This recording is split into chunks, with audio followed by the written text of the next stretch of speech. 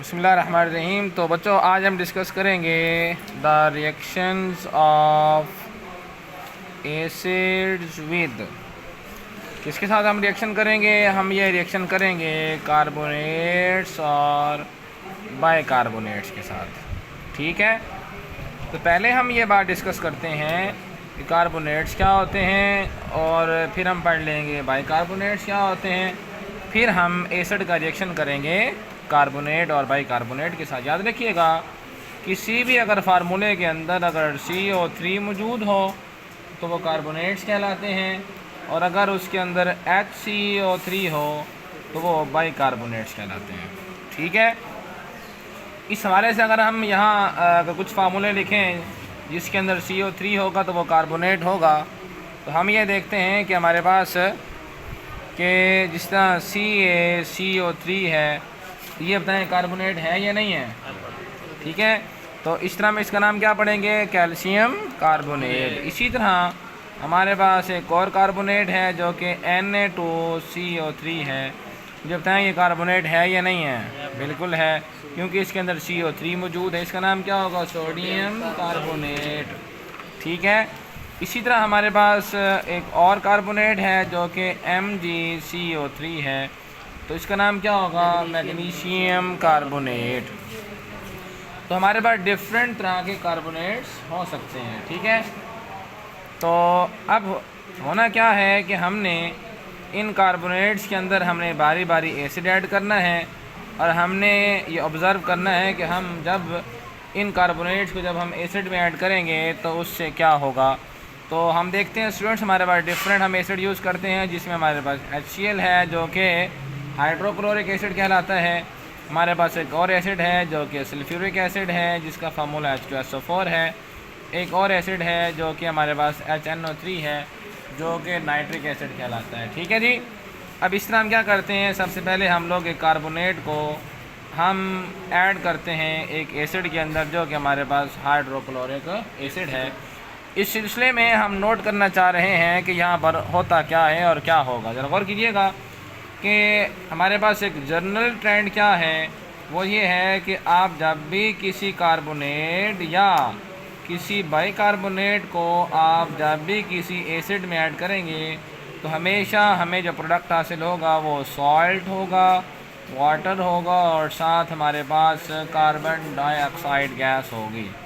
ठीक है, तो इस हवाले से अगर हम देखें तो हमारे पास क्या बन गया कि अब यहाँ हमारे पास ये कार्बोनेट है, ये एसिड है, तो इस तरह हमारे पास जो चीज़ बननी चाहिए उसमें सॉल्ट होना चाहिए, वाटर होना चाहिए, और कार्बन डाइऑक्साइड होनी चाहिए। ठीक है, अब हम जानते हैं पानी और कार्बन डाइऑक्साइड का फार्मूला तो सेम ही होगा, वो तो हम चेंज नहीं कर सकते, लेकिन सॉल्ट जो है वो अगर हम डिफरेंट एसिड और अगर हम डिफरेंट कार्बोनेट लेंगे तो सिर्फ़ और सिर्फ सॉल्ट ही चेंज होगा, बाकी हमारे पास कोई किसी तरह का पानी में, और पानी का फार्मूला तो हमेशा H2O ही है, और कार्बन डाइऑक्साइड का फार्मूला हमेशा CO2 हुआ करता है।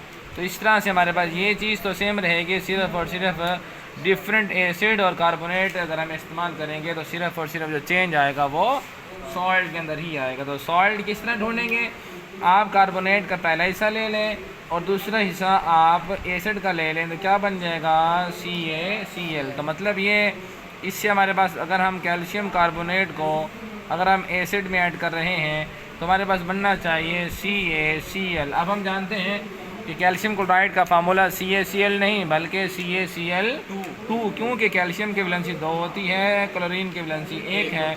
वैलेंसी एक्सचेंज करेंगे तो हम दो यहाँ पर ले आएंगे, ये बन जाएगा CaCl2, और साथ हमारे पास वाटर और कार्बन डाइऑक्साइड हासिल हो जाएगी। अब इस तरह हमारा रिएक्शन मुकम्मल हुआ, लेकिन अभी तक एक काम बाकी है जो कि हमारे पास इक्वेशन की बैलेंसिंग है।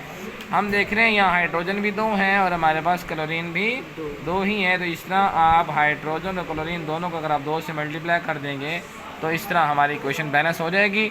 और इसमें जो हमारे पास बात अहम आ रही है वो ये है, इक्वेशन बैलेंस करते हुए कभी भी आप लोगों ने फार्मूले को छेड़छाड़ी नहीं करनी। ठीक है, जिस तरह हमारे पास ये नहीं करना है H2Cl2 कर दें, नहीं, जो आप नंबर भी लिखना चाहेंगे उसको आप हमेशा क्या करेंगे, आप उस फार्मूले के शुरू में जो नंबर लगाना चाहें शुरू में ही लगाएंगे, वरना आप फार्मूले के अंदर किसी तरह की कोई गड़बड़ नहीं करेंगे। इसी तरह अगर हम गौर करें कि हमारे पास रिएक्शन ऑफ एसिड है और हम ये रिएक्शन करना चाह रहे हैं विद बाइकार्बोनेट।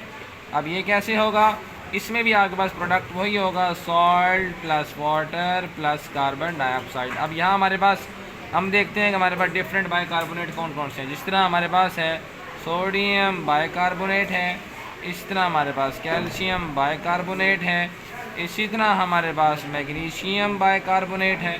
तो डिफरेंट हमारे पास बाइकार्बोनेट्स मौजूद हैं, ठीक है।